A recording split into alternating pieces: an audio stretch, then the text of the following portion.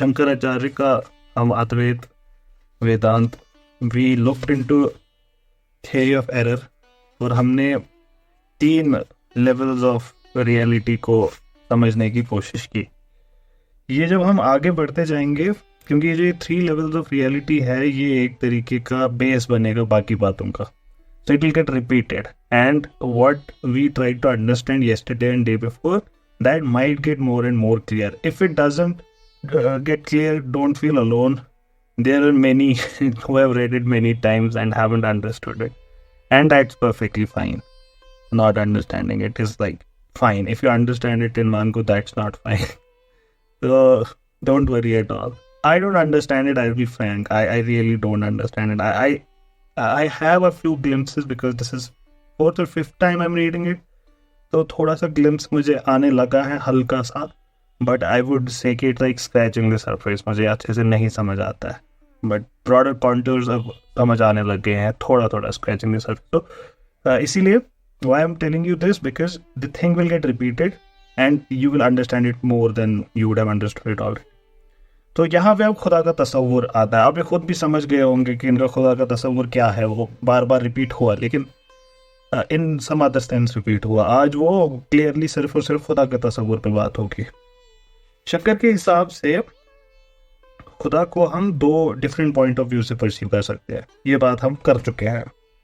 अगर हम ऑर्डिनरी जो 3 लेवल्स ऑफ ट्रुथ है, उसमें से जो ऑर्डिनरी लेवल है, जो हमारा व्यावहारिक दृष्टिकोण है, व्यावहारिक दृष्टि है, प्रैक्टिकल स्टैंड पॉइंट है, जिसमें हम हैं इस वक्त, जिसमें ये फ़ोन दिख रहा है आपको जो आपके सामने है, अगर आप फ़ोन पे सुन रहे हो तो इस वाले पे the world is believed to be real from this point of view. और इस रियल वर्ल्ड का कॉज वही खुदा है। वो क्रिएटर है, सस्टेनर है, डिस्ट्रॉयर है इस पूरी कायनात का, जो आपके सामने है। तो व्यावहारिक दृष्टिकोण से, व्यावहारिक पॉइंट ऑफ व्यू से, that is what God is. तो वो omnipotent है, omniscient being है, and he possesses all these qualities जो आपको पता होंगी, जो खुदा के साथ आप मुंसलिक करते हैं, whatever you associate with God, तो वो सारी qualities। तो he is सगुण with गुण, with qualities, so he is a God who has qualities। ऐसे खुदा को शंकराचार्य सगुण ब्रह्म कहते हैं। ब्रह्मन जो है एब्सोल्यूट, उसका सगुण रूप, इसी के लिए वर्ड ईश्वर यूज करते हैं वो। This is what is Ishwar and he is the object of worship. आपको माइल्ड हिंट्स मिलनी चाहिए कि व्यावहारिक लेवल एक्चुअल में रियल नहीं है, तो ये एक्चुअल में ब्राह्मण नहीं है, ये जो ईश्वर है। पर आगे देखते हैं क्या कहते हैं। शंकराचार्य के हिसाब से ये दुनिया जो है, ये महज एक अपीयरेंस है, जिसकी रियलिटी हमारी इग्नोरेंस की वजह से है। तो लॉजिकल कंक्लूजन इस बात से ये हुआ, खुदा का जो ये तसव्वुर है as a creator of the world, ये सिर्फ और सिर्फ सच होगा इसी दृष्टिकोण से, इसी पॉइंट ऑफ व्यू से, इसी नजरिए से, सिर्फ और सिर्फ इस पर्टिकुलर लेवल पे, प्रैक्टिकल पॉइंट ऑफ व्यू से। जहां तक आप वर्ल्ड अपीयरेंस को रियल मानते हैं, वहीं तक आप ईश्वर को भी रियल मान सकते हैं। जिस वक्त आप वर्ल्ड अपीयरेंस को रियल नहीं मानोगे, तो ईश्वर का भी कंसेप्ट चेंज हो जाएगा। इसका मतलब क्या हुआ? इसका मतलब हुआ क्रिएटर, क्रिएशन, ये अल्लाह ताला की एसेंस नहीं है इनके हिसाब से। This is not God's essence, it's a mere description. ये एक एक्सीडेंटल क्वालिटी है, ये एसेंस नहीं है खुदा की। इसको समझने की कोशिश करते हैं। शंकराचार्य का जो एग्जाम्पल है वही लेते हैं। ओके, वो एग्जाम्पल देते हैं एक शेफर्ड। एक शेफर्ड एक स्टेज पे एज एन एक्टर आए हैं and he is playing the role of a king, but actual में in his real life he is a shepherd. तो he is coming on to the stage, बादशाह बन के हैं स्टेज पे, he is waging war, he is conquering, he is giving this rules, edicts etcetera, and he is ruling his kingdom. ये जो description of this person जो stage पे है एज ए शेफर्ड, ये उसका रियल डिस्क्रिप्शन है, is from the real point of view. असली में ये बंदा है क्या? ये शेफर्ड है, ये इसका एसेंशियल डिस्क्रिप्शन है, इसकी एसेंस शेफर्ड है। लेकिन जो डिस्क्रिप्शन है कि ही इज द किंग, जैसे अगर आपका कोई फ्रेंड इसी प्ले में आएगा like 5 minutes late and he asks you ये कौन है, एंड यूर लाइक ये किंग है, वो कौन है, ये इसकी रानी है, ठीक। तो दिस डिस्क्रिप्शन ये एसेंशियल डिस्क्रिप्शन नहीं है, ये from the point of view of the stage है, उसका रोल उस स्टेज पे क्या है, ये एक एक्सीडेंटल क्वालिटी है उसकी, और ये उसकी एसेंस नहीं है। सिमिलरली खुदा का जो आपके पास तस्वुर as a conscious real infinite being है, सत्यम ज्ञानम अनंतम ब्रह्म, ये जो आपका डिस्क्रिप्शन है ये खुदा की एसेंस है, स्वरूप। लेकिन खुदा का जो description as a creator, sustainer, destroyer है, और भी जो कैरेक्टरिस्टिक्स आप देते हैं खुदा को, ये मेयर एक्सीडेंटल डिस्क्रिप्शन है। ये सिर्फ और सिर्फ इस व्यावहारिक दृष्टिकोण से सही माना जाएगा। From this level of understanding this is true. जैसे हम स्टेज पे जो एक्टर है उसको स्टेज के पर्सपेक्टिव से जब हम एक्टर बुलाते हैं तो गलत नहीं कहते, और जब हम उसको शेफर्ड बुलाते हैं तो हम फ्रॉम द रियल पर्सपेक्टिव बुलाते हैं। हम खुदा को भी जब नॉन वर्ल्डली पारमार्थिक दृष्टि से, the highest level of reality से, जब हम खुदा को उस पॉइंट ऑफ व्यू से देखेंगे और हम कोशिश करेंगे कि to dissociate him from the characters जो हम उनको एस्क्राइब करते हैं from the perspective in which we live, ठीक, जब हम ये काम करेंगे we can do all of this act. God in this respect of what he really is without a reference to this world, उसको शंकर सुप्रीम गॉड कहते हैं, परम ब्रह्म। तो हमारे पास हो गए खुदा के दो तस्वर, सगुण ब्रह्म और परम ब्रह्म, the supreme God and this Ishwar. For understanding this higher aspect of God as he is really in himself, the way God actually is without relation to this world we are in, along with the lower aspect, जो ये दोनों है खुदा के aspect, एक higher aspect और lower aspect। Shankar बार बार एक magician का एग्जाम्पल लेते हैं, मायावी, one who has Maya, one who is मायावी। मैजिशियन क्या है? अगर आप मैजिशियन को समझ पाए तो आप इस मिसाल को समझ सकते हैं। मैजिशियन, एक मैजिशियन सिर्फ उसके लिए है जो उस ट्रिक से डिसीव हुआ, जो एक्साइट हुए उसके उस एक्ट से। लेकिन मैजिशियन के खुद के लिए उसमें कोई मैजिक नहीं था, it is just a trick. और हम में से भी जो उस ट्रिक को देख पाएगा क्या, अच्छा इसने ये किया, he got this card from the sleeve, तो हमारे लिए वो मैजिक रहा क्या? नहीं रहा, हमारे लिए कुछ भी नहीं, it's just normal thing anyone is doing. तो जो लोग who can see through this trick, उनके लिए कोई इल्यूजन नहीं है वहां पे। अब ये magician fails to be the magician. Same खुदा का तस्वुर है इनके लिए, जो खुदा के बारे में ये ख्याल रखते हैं या ये ईमान रखते हैं कि ये कायनात है, वो इसका रब है, मालिक है, वो उस खुदा को इसका क्रिएटर बनाएंगे। लेकिन वो कुछ लोग, और ये जो कुछ लोग हैं, these are wiser than the other for Shankaracharya, वो कुछ लोग जो इस दुनिया को देखते हैं जो ये है असली में महज एक शो, तब इस शो का कोई क्रिएटर तो है नहीं, नथिंग। जैसे magician is not the creator of magic, he just didn't do anything. ये शंकराचार्य के हिसाब से एक वाहिद तरीका है हमारे कॉमन एक्सपीरियंस को समझने का, कि कैसे हम खुदा को बोथ, जैसे हम भी कहते हैं कि दूर है, और दूसरा हम ही कहते हैं कि ही इज क्लोजर। अब शंकराचार्य के हिसाब से ये जो दोनों व्यूज हैं खुदा के, कि how God is with in the world and yet beyond it, इसको समझने का वाहिद एक महज तरीका यही है जो मैंने आपको बोला। So this is the only way you can explain the immanence and transcendence of God। और उनके लिए ये क्यों है जरूरी एक्सप्लेन करना ये इमिनेंस और ट्रांसेंडेंस ऑफ गॉड? ये इसलिए जरूरी हो जाता है क्योंकि उपनिषद इसके बारे में बात करते हैं। कहीं पे उपनिषद खुदा के इमिनेंस के बारे में बात करते हैं, कहीं पे ट्रांसेंडेंस की बात करते हैं, और शंकराचार्य उसको एक कोहेरेंट स्ट्रक्चर देते हैं। ये कायनात so long as it appears is in God, the only reality। जैसे एक सांप आपको एक रस्सी में दिखता है, nowhere else except in the rope do you see the snake। एक वैसे ही ये जो कायनात जितनी भी आपको दिखती है खुदा के अंदर ही है। लेकिन God is not touched by the imperfections of the world। जैसे उस रोप में आपको सांप दिखा, but the snake actually doesn't touch the rope। रोप की कोई भी क्वालिटी इस वजह से कम नहीं हुई क्योंकि अब उसमें सांप है।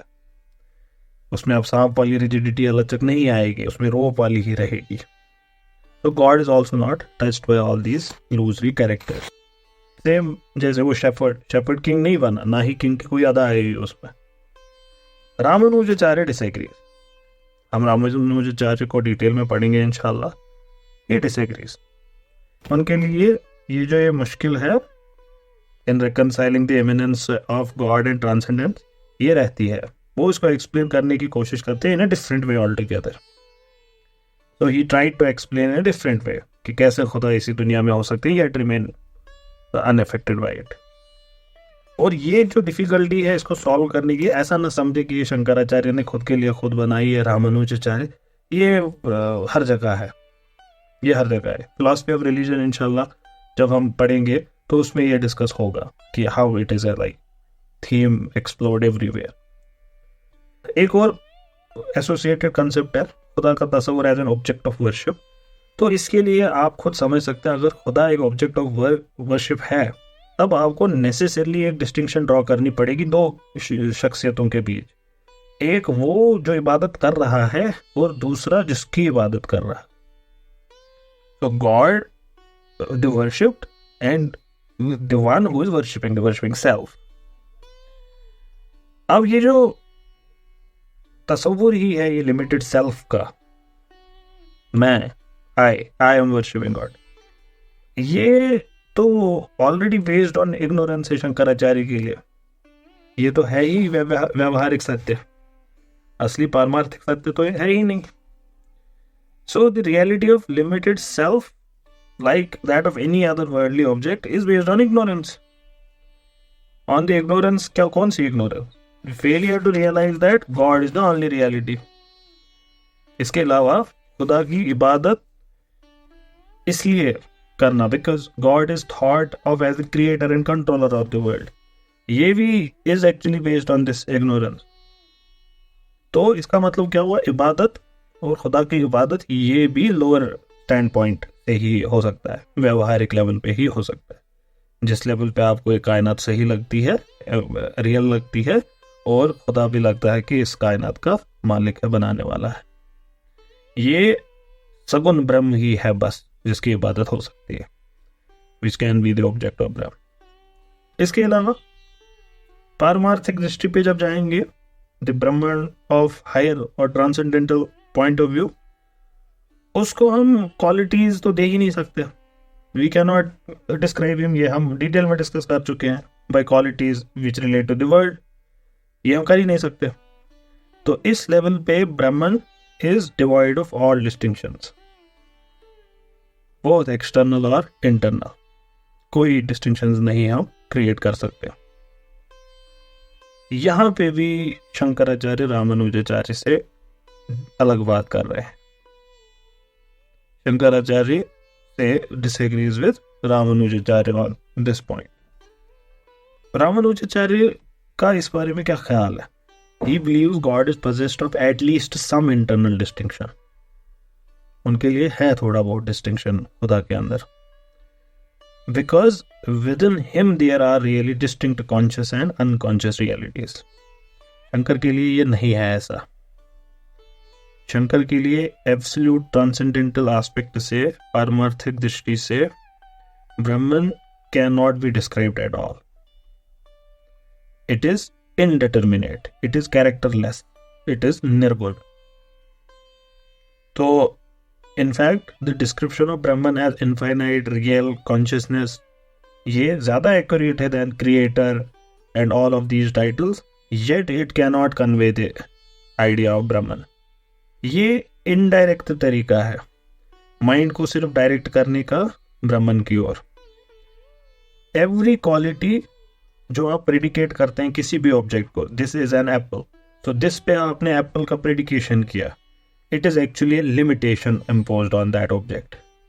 जब आपने इसको कहा कि this is an apple, so what you did actually, आपने नेगेट कर दिया कि this is an orange, this is a banana, this is a mobile phone, this is a car, सब कुछ आपने नेगेट किया. जो कहा था स्पिनोजा ने, every determination is negation. So whenever you से something is something, then it means it is not anything else as well simultaneously. So it becomes limited to that extent. सुपिनोजा if we get a chance तो वहाँ पे हमें ये मिलेगा. बहुत parallel है सुपिनोजा और शंकराचार्य के बीच, बहुत ज़्यादा पैरेलल्स हैं. तो सुपिनोजा भी he also believes that God, the ultimate substance, is indeterminate. और कोई भी पॉजिटिव क्वालिफिकेशन से आप उस खुदा को डिस्क्राइब नहीं कर सकते.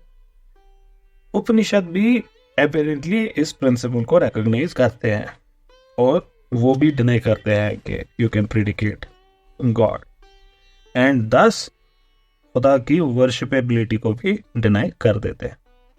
और यही कंसेप्शन को शंकराचार्य फर्दर डेवलप करते हैं अपने ट्रांसेंडेंट एस्पेक्ट में, निर्गुण और एट्रीब्यूटलेस एस्पेक्ट में. हमने इससे पहले बात की थी कि ये जो कायनात हमको दिखती है ये माया की वजह से दिखती है.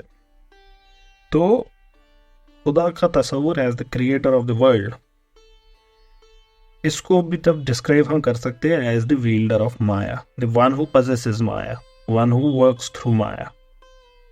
इंटरेस्टिंगली मैंने एक जिक्र किया था किताब का,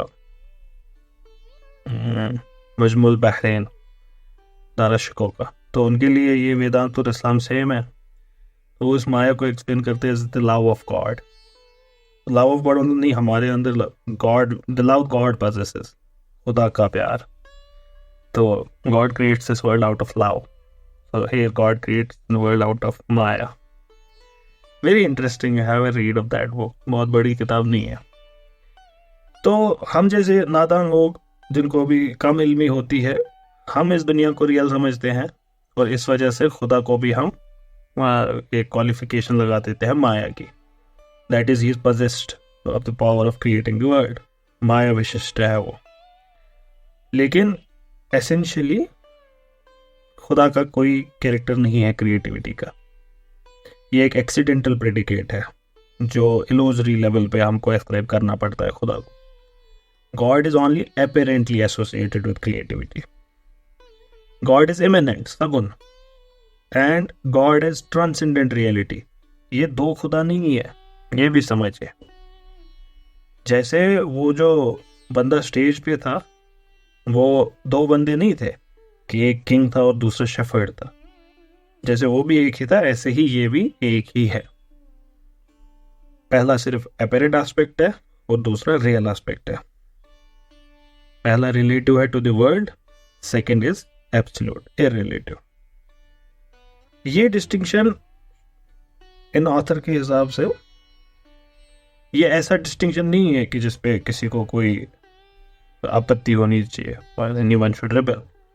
व्हाई? बिकॉज ऐसे डिस्टिंक्शंस हम अपनी जिंदगी में रोज अप्लाई करते हैं. ये कोई it's not something special to Shankaracharya और अद्वैत. हम रियल लाइफ में नहीं कहते पैसा क्या है, कागज ही तो है. Conventionally it's money. बात तो सही है. फोटोग्राफ क्या है? रियलिटी में एक पेपर है बस. Image in the mirror, what is that? कुछ भी नहीं इन रियलिटी. तो ये सारी बातें तो ये हम ऑर्डिनरी लाइफ में करते ही हैं. सो दिस ऑर्डिनरी जो डिस्टिंक्शन हमने क्रिएट की बिटवीन अपैरेंट एंड रियल, इसको फिलोसॉफिकली यूटिलाइज किया वेदांत फिलॉसफी ने खुदा के तस्वुर को एक्सप्लेन करने के लिए. तो व्यावहारिक और पारमार्थिक जो लेवल्स है जिसको वेदांत डिस्टिंग्विश करता है, ना ही ये कोई अनकॉमन चीज है, ना ही ये ऐसी चीज है जो इम्पॉसिबल है समझना. मैं जब इसको पढ़ता हूँ तो मैं कहता हूँ कि अब वो जो हम रियल लाइफ में कहते थे अब उसको समझना मुश्किल हो गया. ऐसा नहीं है कि ये आसान हो गया, अब वो भी मुश्किल हो गया. Because when I was reading this the first time, I was thinking about it, ये मनी वाला एग्जाम्पल, कि अब ये कागज है या ये पैसा है, हाउ डू आई एक्सप्लेन कि क्या है. And then I realise the difficulty of it. खुदा as a creator is only apparent then. तब क्या खुदा को इन्होंने एक तरीके का डिग्रेड कर दिया था उनका स्टेटस? क्या खुदा की कोई इंपॉर्टेंस तब रही नहीं, क्योंकि whatever you are worshipping is actually not that. अब यहाँ पे थोड़ा सा कंटेंशियस हो जाता है मसला. ये देखिए कि क्या खुदा की वैल्यू कम हो गई? ये कहते हैं कि नहीं, क्योंकि इस लोअर स्टैंड पॉइंट से ही तो हम चलकर ऊपर जा सकते हैं। हायर पॉइंट ऑफ व्यू तब तक रियलाइज हो ही नहीं सकता जब तक lower point of view realise ना हो। ये कहते हैं अद्वैत वेदांत और उपनिषद, ये दोनों ग्रेजुअल रेवोल्यूशन ऑफ ट्रुथ, ये उसमें बिलीव करते हैं। यही एक महज वाहिद तरीका है जिससे स्पिरिचुअल प्रोग्रेस पॉसिबल है। एक ऐसा शख्स जो नहीं ध्यान देता इन चीजों पे, जिसके लिए ये इंपॉर्टेंट नहीं है, अनरिफ्लेक्टिंग, जो इस दुनिया को सेल्फ सफिशिएंट मानता है, who feels no urge to look beyond it, who does not search for its cause, who does not search for the ground, कि कौन है जो निजाम हस्ती चला रहा है, जिसको ये सब चीजें बॉदर नहीं करती है, वो जब ये रियलाइज करे किसी हद तक की इनसफिशिएंसी को लेकर, what ever the level of his insufficiency, कितना भी गलत उसका खुदा का तस्वुर क्यों ना हो, and yet he continues to look for something जो इस कायनात का सस्टेनर है, he comes to discover at the first level what? God as the creator and sustainer of the world. So it is going into the right direction at least. तो इस creator खुदा के लिए उसके दिल में मोहब्बत जागती है, रेवरेंस जागती है, और वो इसकी इबादत करता है। So God becomes an object of worship. जब आप इस लेवल पे पहुंचेंगे तभी आगे का लेवल पॉसिबल है। अब a journey of 1000 miles begins with the first step. तो जब फर्दर एडवांसमेंट होगा उसके थॉट का, अद्वैत वेदांत का मानना है, फिर वो खुदा के सही तस्वर पे भी पहुंचेगा। जिसके पास वो अभी पहुंचा था, जिसको वो द ओनली रियलिटी समझ रहा था, वो उससे आगे बढ़कर असली हकीकत पे भी पहुंच सकता है। जैसे पहले लेवल पे क्या था, लोएस्ट लेवल, जब वो कुछ भी नहीं मानने को तैयार था, क्या खुदा, उस वाले लेवल पे the world all is real. Second level पे both world and God is real, and at the last level only God is real. पहला वाला स्टेज एथीज्म का है, दूसरा वाला स्टेज थीइज्म का है, और तीसरा वाला एब्सोल्यूट मोनिज्म। शंकर रिकॉग्नाइज करते हैं कि ये जो ये लास्ट लेवल है ये डायरेक्टली अचीव नहीं हो सकता, ग्रेजुअल ही जाना पड़ेगा। तो इस वजह से इबादत के तस्वुर को वो एक्सेप्ट करते हैं, सगुन ब्रह्म की आप इबादत कर सकते हैं।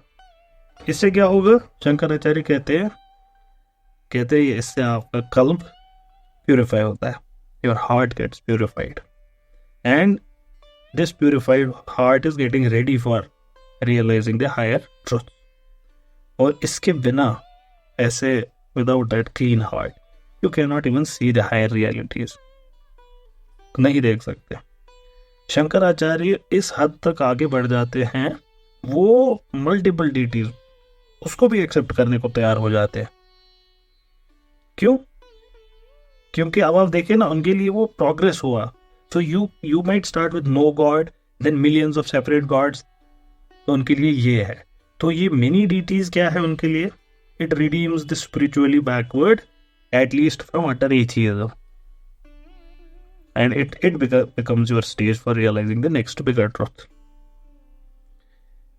ये जो तस्वुर दिया शंकराचार्य ने, ये तो हमने मजहब पढ़ा एक तरीके का, इसका फलसफा क्या है from the philosophical point of view. Let's look at that for a while now. Philosophy is deals with अकल, लॉजिक, रैशनल, डिडक्शन, इंडक्शन। तो रीजनिंग से हम क्या इसके मामले में हासिल कर सकते हैं? Shankaracharya is a scholar, is a philosopher, तो वो इसको रैशनली भी, जैसे हमने इससे पहले देखा, जो 3 लेवल्स ऑफ रियलिटी है वो उपनिषद में है, लेकिन उन्होंने उसको क्या किया, रैशनली साबित करने की कोशिश की, and for him he did it, for others he might not have done it. वैसे ही we have seen pure experience जो है एग्जिस्टेंस का, प्योर एग्जिस्टेंस जो है, ब्रह्मन जो है, is the ground and material of all particular and changing form. ये आपको याद हो, कॉजेलिटी वाले डिस्कशन में उन्होंने साबित किया था। कैसे किया था साबित? रैशनली, है तो उपनिषद में, लेकिन रैशनली साबित करने की उन्होंने कोशिश की थी। Particular objects are open to contradiction, और इस वजह से हम उनको एब्सोल्युटली रियल नहीं मान सकते, उपनिषद भी कहता है, लेकिन शंकराचार्य ने उसको रैशनली साबित करने की कोशिश की।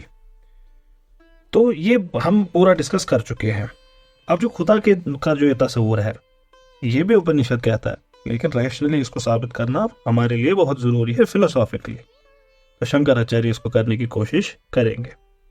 सवाल हमारे पास ये है, ये जो खुदा के हमने दो एस्पेक्ट्स देखे, क्या हम इसको कर सकते हैं अकल से प्रूव? क्या हम इसको लॉजिकली डिड्यूस कर सकते हैं? The answer Shankaracharya gives is yes. खुदा का तस्वुर एज ए प्योर एग्जिस्टेंस, ये हम ऑलरेडी कर चुके हैं वर्ल्ड व्यू में। जो पर्टिकुलर ऑब्जेक्ट्स की दुनिया है, जब हम उसमें एक लॉजिकल इंक्वायरी स्टार्ट करते हैं उसकी नेचर में, उसकी रियलिटी में, तो हम इसी रियलिटी पे पहुंचते हैं एक एब्सोल्यूट की। जब तक हम वो क्रिटिकल एग्जामिनेशन नहीं करते, हम अपने एक्सपीरियंस को ही रियल समझ बैठते हैं, और ये जो ये वेकिंग एक्सपीरियंस है हमारा, हम इसी को रियलिटी समझते हैं। हमारी ऑर्डिनरी प्रैक्टिकल लाइफ इसी unsuspecting acceptance of this world, इसी पे बेस्ड है। हम इसी को सही मानते हैं। लेकिन हमने देखा पिछले सेशन में, जब आप इस तस्वुर को एग्जामिन करना शुरू करते हैं under the light of logic, तो हमको पता चलता है कि कुछ है pure existence as the universal ground of the world. और जब आप लॉजिक अप्लाई करेंगे, you would reach to that phenomena. In other words, God और Brahman is found manifested through every particular form of existence. Although the world appears in the multiplicity, yet God is its sole ground and substance. लेकिन जब आप ये realise करते हैं कि through ये जो ये प्योर एग्जिस्टेंस है, it appears in many forms, yet reason से जब आप आगे बढ़कर देखते हैं कि it is not actually that, तो ये जो ये मेटाफिजिकल आइडिया है जो हमने अभी बात की, जब आप इसको मजहबी लैंग्वेज में पास ऑन करने की कोशिश करेंगे, this is nothing but the conception of God as the creator of world and possessor of the magical creative power called Maya. यही खुदा का कंसेप्शन है एज ईश्वर और Saguna Brahma, Brahma with all these attributes of omnipotence, omniscience etcetera. और जैसे सारी चीजें perish होती है, जब हमने बात की थी पॉट का पेरिश होना, तो pot perishes back into existence, जो प्योर एग्जिस्टेंस है, जो ब्रह्मन है।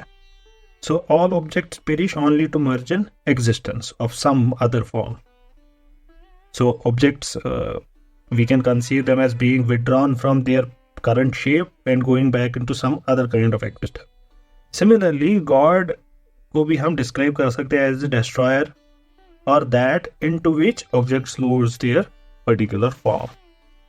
तो सेम खुदा का तस्वुर एज द डिस्ट्रॉयर बन गया। लेकिन जब इससे भी आगे हम डीपर एनालिसिस करेंगे, तो हम ये समझेंगे ये जो रियल रिलेशन है अनरियल और रियल की, ये खुद से रियल हो नहीं सकती। क्यों? क्योंकि अगर ये रिलेशन रियल हो गई तो अनरियल भी रियल हो गया, because relation between that which doesn't exist and that which exists cannot exist. So the attributes ascribed to God to express his relation to the apparent world, they cannot be taken as real. हम इनको सही नहीं मान सकते। तो यहां से emerge होता है खुदा का एज ट्रांसेंडेंटल, उसका पार ब्रह्मन का कंसेप्ट यहां से उठता है। कहने का मतलब, जब आप समझने की कोशिश करेंगे, अभी तक आपने अनरियल और रियल के बीच में रिलेशन को डिस्क्राइब किया, कैसे होता है, लेकिन अगर ये रिलेशन ये खुद में रियल है, ये है actually existing, God as a destroyer है, तब आपने डिस्ट्रक्शन की रियलिटी को भी एक्सेप्ट करना पड़ेगा, जो कि नहीं हो सकता। इस वजह से ये रिलेशन भी ट्रू हो नहीं सकती। तो यहां से साबित हो जाता है खुदा का क्या तस्वुर एज पार ब्रह्म, जो is above all multiplicity, is devoid of all ascribable attributes. तो शंकर का जो ये कंसेप्शन है ब्रह्मन का अपने टू फोल्ड एस्पेक्ट में, ये लॉजिकली डिड्यूस हो गया। स्पिनोजा का कंसेप्शन भी ऐसा ही है खुदा का, और स्पिनोजा के कंसेप्शन ऑफ गॉड के जैसे ही as a substance, as the ground of all reality, Shankara का जो खुदा का तस्वुर है एज पार ब्रह्म, एज निर्गुण ब्रह्म, ये आपको दिखा होगा। ये खुदा का तस्वुर जो मजहब में है, God as a object of worship distinct from the worshipper, ये उससे डिफर करता है। अब आपको समझ आएगा क्यों उनको कोई एथिस्ट बुलाएगा। हमारे ऑथर कहते हैं ये चार्ज जो है एथिज्म का, इट स्टैंड्स और falls depending upon which level of God you are talking. इनके हिसाब से जब आप हाईएस्ट लेवल ऑफ गॉड लेंगे then it stands. That means अगर आपका तस्वुर ऑफ खुदा क्या है कि ये जो व्यावहारिक लेवल का है शंकर का, तो अगर आपका खुदा का तस्वुर वो है और आप शंकर के पारमार्थिक खुदा की बात कर रहे हैं देन ही इज एथियस्टिक। लेकिन अगर आपका खुदा का तस्वुर वही है देन ही इज थीफ। कहते हैं अगर खुदा का तस्वुर आपका ये है कि ही इज सुप्रीम रियलिटी, तब definitely it is not atheism. In fact, this is the logical perfection and culmination of thought. ये लॉजिकल परफेक्शन है एथिस्टिक फेथ की, तो एथिस्ट इनको कहा नहीं जा सकता है। Atheism believes only in the world, ये जो है दुनिया यही है, and not that all is in God. Theism believes in both, कि दुनिया भी है खुदा भी है। शंकर बिलीव्स कि सिर्फ खुदा है, God is the only reality.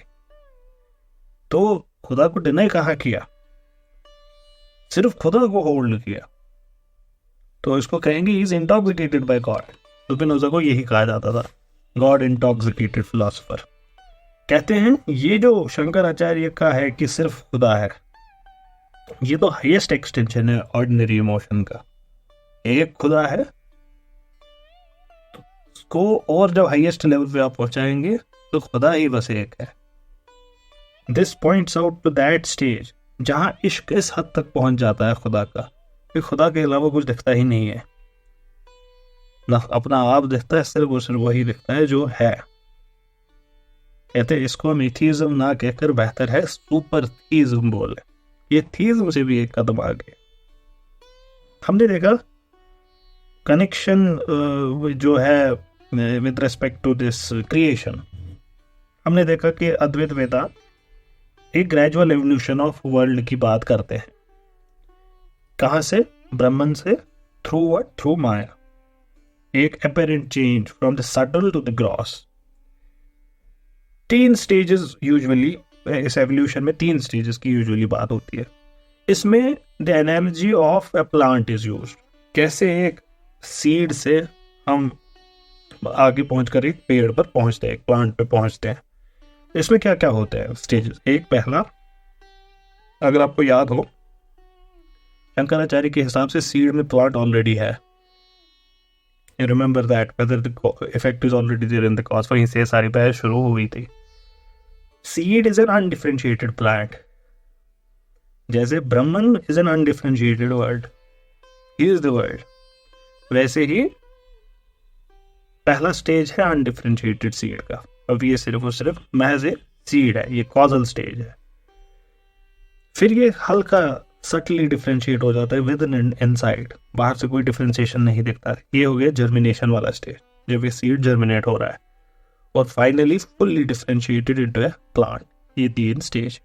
वैसे ही ब्रह्मन का असली में जो एब्सोल्यूट सेंस में है, doesn't go any evolution at all. जो भी चेंज होती है they belong to the sphere of maya. Apparent है वो, बस वो होती एक्चुअल पे नहीं है।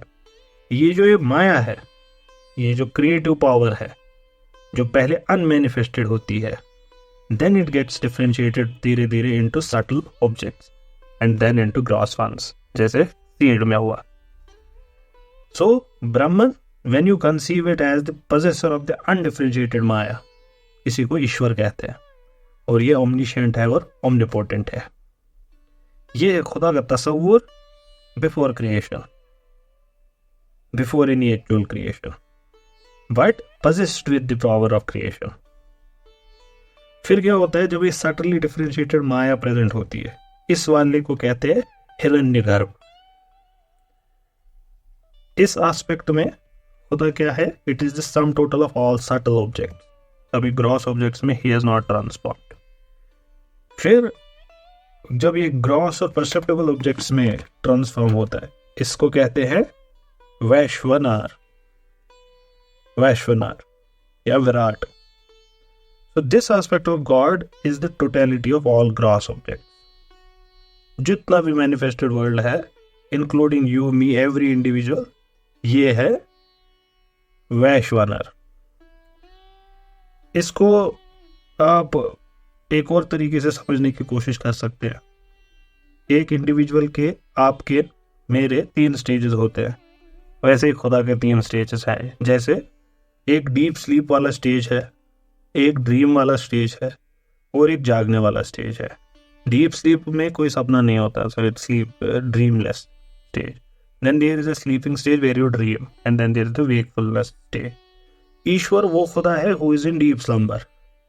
When you are in deep sleep you don't feel anything. Consciousness is there, pure consciousness is there.